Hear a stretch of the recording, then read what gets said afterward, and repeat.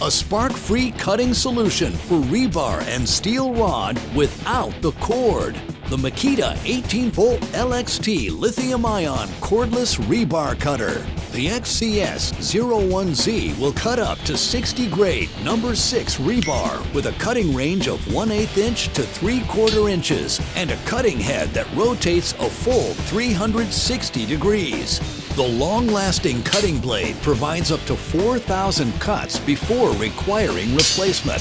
It's an ideal solution for work away from a power source or in remote locations.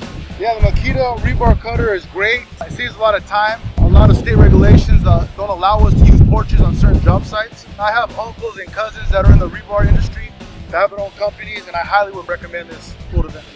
The hard-working XCS01Z is equipped with star protection, communication technology between the tool and battery that protects against overload, over-discharge, and overheating.